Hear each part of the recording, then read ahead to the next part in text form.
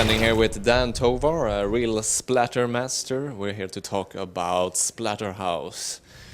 And as we can see, there's going to be a lot of blood in this game, which, yeah, that allures me. How much blood exactly will there be? Tons.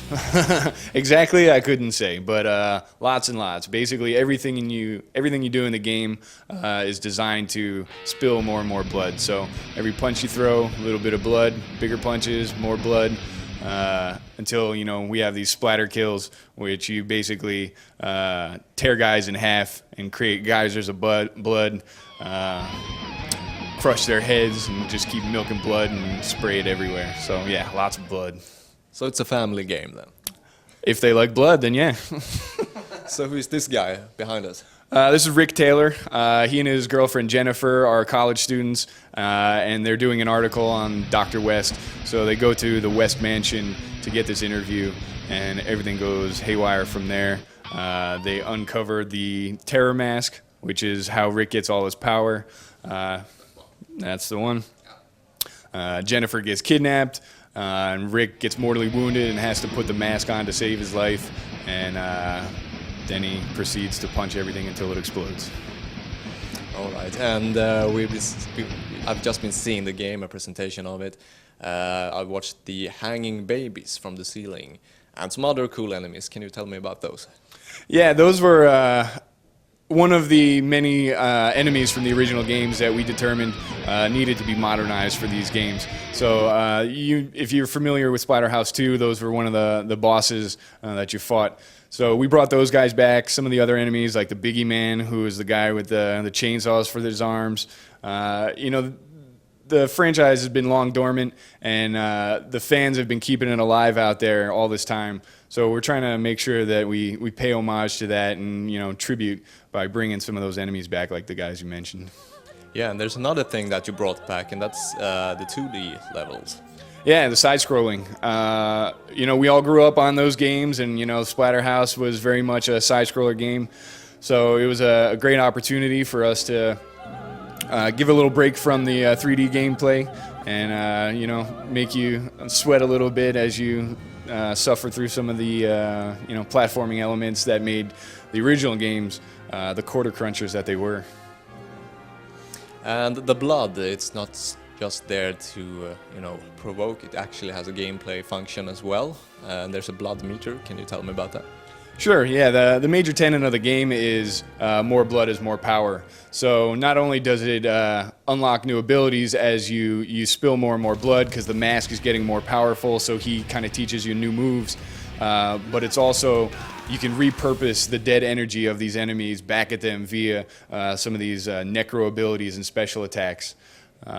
We also, because blood and gore is so central to it, we expanded out from there, and even Rick's body is the health meter, basically. So when he gets attacked, your visual indication of the damage is huge chunks being ripped away from his body, which exposes his rib cage and his spine. You'll be able to see his liver and his stomach, and all of that will grow back in real time by repurposing the blood, as you said, to regenerate.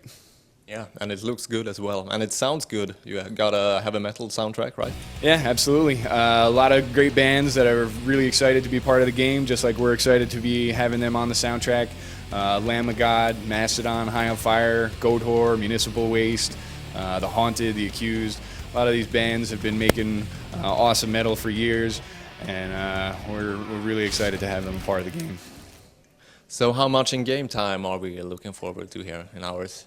There's definitely a great experience out there. We're not sure about the total hours. We're still a ways away from finishing up the game, but it'll be a compelling experience for sure, and we have a number of other features out there that'll keep the players coming back for more.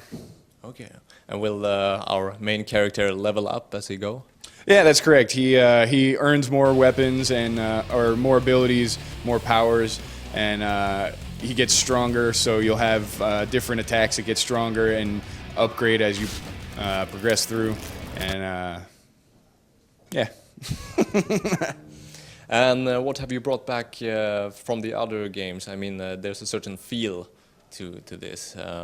Was it hard to capture that? Not really. It actually made development a little bit easier. It's a very clear roadmap by looking at those games. It dictates, kind of where we're going with everything. It's a beat 'em up action brawler. We never needed to get too cerebral about things or overcomplicate it. You punch stuff until it explodes. And there's a lot of other elements like the mood, the tension, the soundtrack. We have a composer, Howard Drawson, who really was able to capture a lot of the original feel of some of the music, in addition to creating some great combat music for us. And like you were asking about the enemies, we brought back a lot of the iconic enemies so that you could see those guys again. The side scrollers, all kinds of great stuff. Anybody who is familiar with the old games is definitely gonna look in there and see some stuff they recognize. Okay. I was wondering, when you do a game like this, you get to fight a lot, of course. Is there any risk that it's repetitive, and what do you do to hinder that? Yeah, we have a couple things that'll break up gameplay here and there, but we try to pace the game pretty well, so you're unlocking and learning stuff all the way through, so it doesn't feel repetitive. And we have different mechanics and other stuff for the player to do, which breaks it up a little bit here and there. Okay, sounds good. Final question: do you have a favorite moment in the game that you prefer?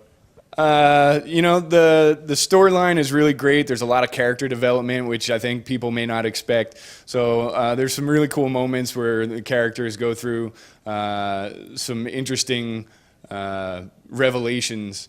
But besides all that, the splatter kills are pretty tremendous. When you're bursting guys' heads open and tearing them in half and watching their guts spill out, it's pretty entertaining. Sounds good. So when are you releasing Splatterhouse then?